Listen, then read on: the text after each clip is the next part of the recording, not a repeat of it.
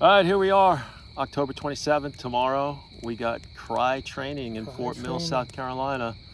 Yeah. And sitting out here by the fire, beautiful evening, beautiful moon up there in the sky behind the trees. But hanging out here with Jarod tonight.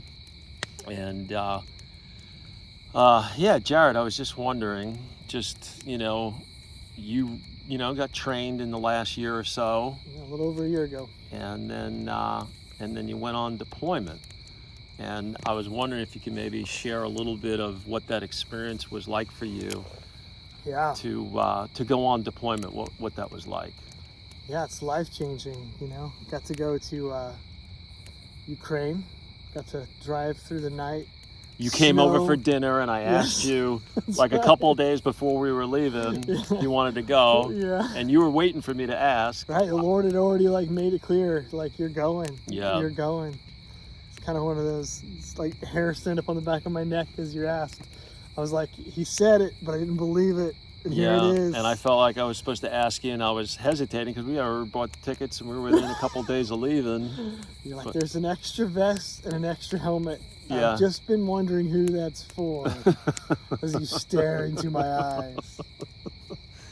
And it's all history. It was an incredible trip. Drove through the night, drove clear across the country. Right, to make it in time for Orthodox Christmas. We pulled into that church.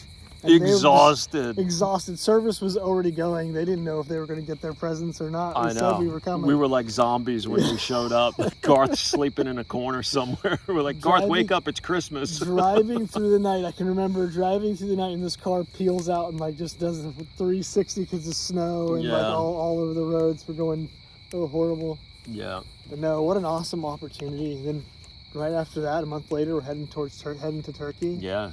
And talk massive about earthquake. Yeah. Yeah, talk about the power of ministering in the heart of disaster.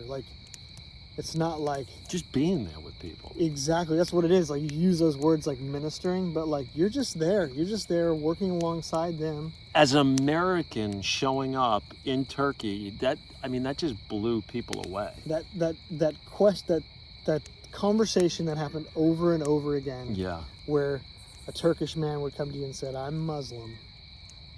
After you're working with him all day on a house, he's like, I'm Muslim, you're Christian, but you love me more than Muslims. How many times we heard that, right? That conversation happened a half dozen times at least. It's amazing. It really was. It really amazing. And then at that one house, we're sitting there building a temporary shelter, and next thing you know, a truck pulls up. They got a cow in the back of the truck with blindfolds on. Yeah. They yanked the thing past us into the backyard. Next thing you know, they're butchering that thing for dinner for us. They literally butchered a cow for us, cooked for our team. Celebrating. They were so grateful. And I think that's one of the, you don't do it for, somebody to say thank you. But when you get invited into another culture that's completely foreign than your own, and there's that language barrier even, and that connection, you're there with people in their moment of worst pain, desperation, uncertainty, and it's like the ministry of presence. You're just there, and you're like, look, I'm not going to be able to figure this all out. I can't fix all your problems, but I'm here with you. Right. And you do what you can, and then to see such a genuine, heartfelt response of gratitude, and in that culture, it was like, we're going to go buy a cow and butcher this thing all day. Yes, they spend the entire day butchering it. They're roasting it, and they're telling so there's the head of the household sitting down with you, and the rest of the family's just they're just cooking. Yeah. They just wanted to love you. Yeah. And they just over and over. If you made them stop, they'd sit down and just be like. We ate the whole heart, the whole liver. They gave us all the best parts. It was incredible. We were stuffed. Amazing. We ate so much. It's the most cow I've ever eaten in my life. That was awesome. That was awesome. But no, amazing experiences. Yeah. Just right off the bat, jumping into meeting people where they're hurting the most, and just being there. Being there. Not having to do the whole find the right words, say the right thing. None of that. No, it's just being there. Pick up a hammer. Let's go to work.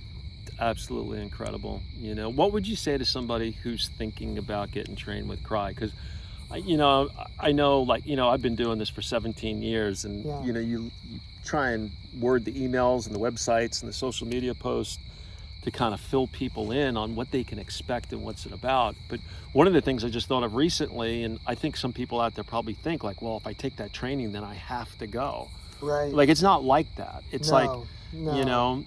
Right. it's like a willingness to say, hey, I'm willing to invest some time, take a day, get trained, so that if the event comes up to serve, I have the ability to do it. Right. No, I'd say get the training. See if you're a fit, see if Cry's a fit for you. Maybe the disaster comes to your hometown or nearby, and you've got the skills. Now you got a little bit of something. You got a team that you can call on. Yeah. You can call on the Cry family, and I think the best people in the world. Yeah. I mean, people who are willing to surrender huge chunks of their life to go. Yeah. And it's, you don't have to have a huge chunk of your life. You can go for a weekend. Right. To serve somewhere, but what happens is, and what happened to you, what I watched happen is you got trained, you went to Ukraine, you didn't want to leave, you came home, you wanted to go right back. Yeah, absolutely. Then you ended up going to Turkey. Yeah. Then you didn't want to leave Turkey. You didn't leave Turkey.